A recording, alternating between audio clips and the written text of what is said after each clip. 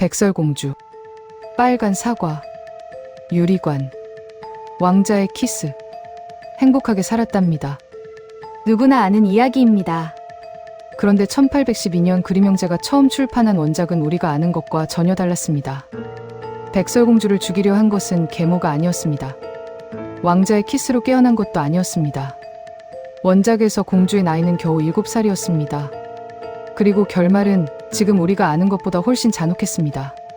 지금부터 삭제되기 전 원래의 백설공주 이야기를 들려드리겠습니다. 1812년 그림형제가 처음 출판한 초판본에서 왕비는 계모가 아니었습니다. 백설공주의 친어머니였습니다. 딸의 아름다움을 질투한 것도 친어머니였습니다. 딸을 죽이려 한 것도 친어머니였습니다. 그림형제는 이후 판을 거듭하면서 친어머니를 계모로 바꿨습니다. 이유는 하나였습니다. 책을 읽어주는 것이 대부분 친부모인데 친어머니가 딸을 죽이려 한다는 설정이 아이들에게 공포를 준다는 것이었습니다. 그래서 계모가 됐습니다.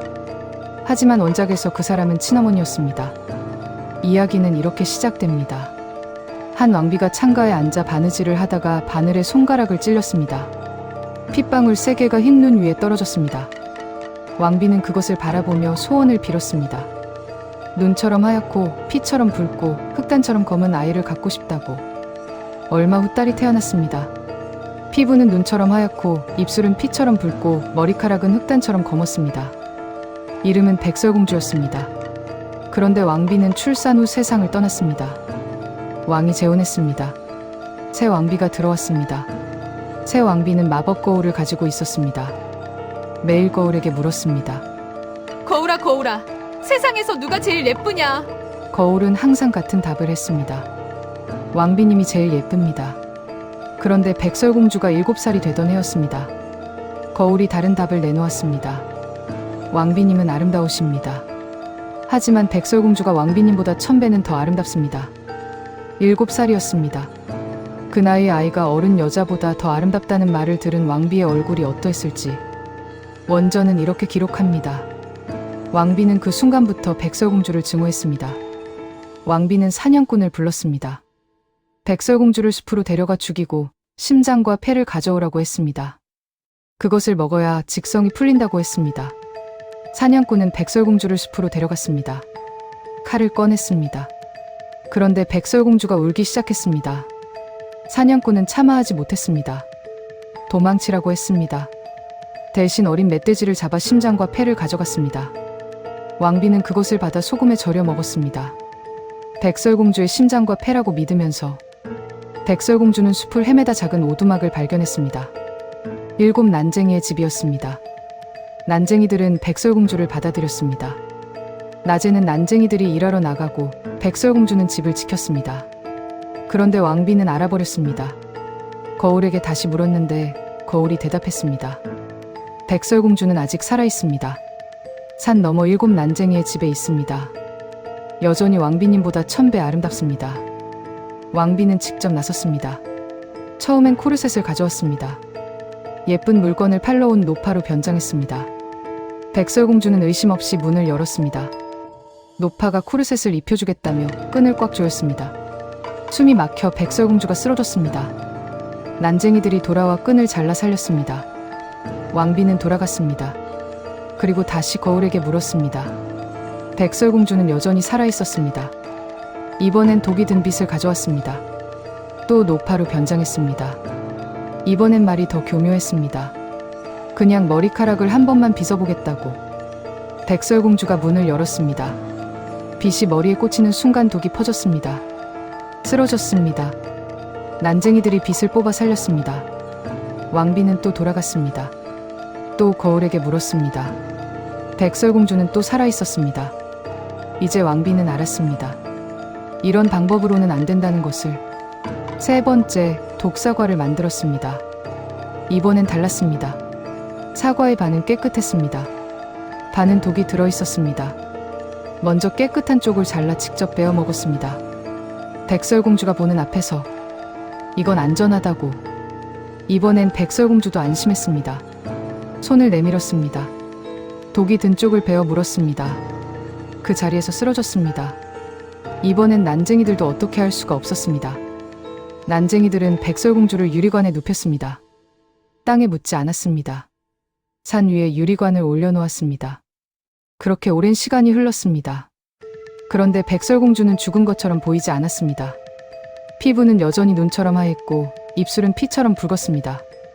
어느 날 이웃나라 왕자가 그 산을 지나다 유리관 안에 백설공주를 보았습니다. 여기서 잠깐 생각해 보십시오. 죽은 소녀가 유리관 안에 누워 있습니다. 왕자는 그것을 보고 한눈에 반했습니다. 그리고 유리관을 달라고 했습니다. 원작은 이 장면을 아무렇지 않게 기록합니다. 왕자가 간청했고 난쟁이들이 결국 허락했다고. 지금 우리 기준으로는 이상한 장면이지만 200년 전 이야기에서 왕자는 그저 아름다운 것을 원했습니다. 하인들이 유리관을 어깨에 메고 이동하기 시작했습니다. 길을 가다 덤불에 걸려 넘어졌습니다. 유리관이 흔들렸습니다. 그 충격으로 목에 걸려있던 독사과 조각이 튀어나왔습니다. 백설공주가 눈을 떴습니다. 왕자의 키스가 아니었습니다. 그냥 넘어진 것이었습니다. 왕자는 7살인 백설공주에게 청혼했습니다.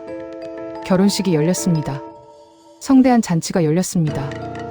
왕자는 왕비를 의도적으로 초대했습니다. 왕비는 거울에게 물었습니다. 거울이 대답했습니다. 왕비님은 아름다우십니다. 하지만 새로 왕비가 된 백설공주가 1000배는 더 아름답습니다. 왕비는 온몸이 굳었습니다. 가지 말아야 한다는 것을 알았습니다. 하지만 가지 않을 수가 없었습니다. 결혼식장에 도착하는 순간 붙잡혔습니다. 빨갛게 달군 쇠구두가 준비됐습니다. 왕비에게 신겨졌습니다. 뜨거웠습니다. 참을 수 없이 뜨거웠습니다. 발이 타들어갔습니다.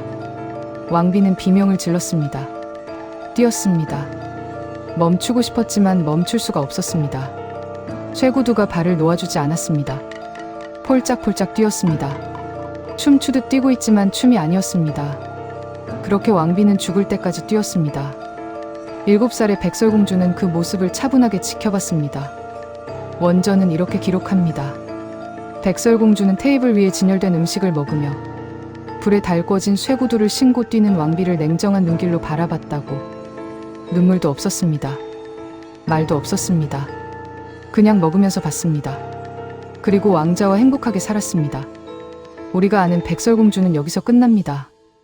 왕자의 키스, 계모의 추락사, 해피엔딩. 하지만 원작에서 친어머니는 달군 쇠구두를 신고 죽을 때까지 뛰었습니다. 왕자의 키스는 없었습니다. 백설공주의 나이는 7살이었습니다. 그리고 백설공주는 그 모습을 먹으면서 지켜봤습니다. 그림 형제가 처음 이 이야기를 수집했을 때 이것은 아이들을 위한 동화가 아니었습니다. 어른들이 대대로 전해온 이야기였습니다. 착하게 살면 살아남는다는 것. 그리고 악하게 살면 달군 쇠구두를 신는다는 것. 200년 전 사람들이 믿었던 세상의 법칙이었습니다. 이야기가 재미있으셨다면 구독과 좋아요 부탁드립니다. 영상 제작에 많은 도움이 됩니다.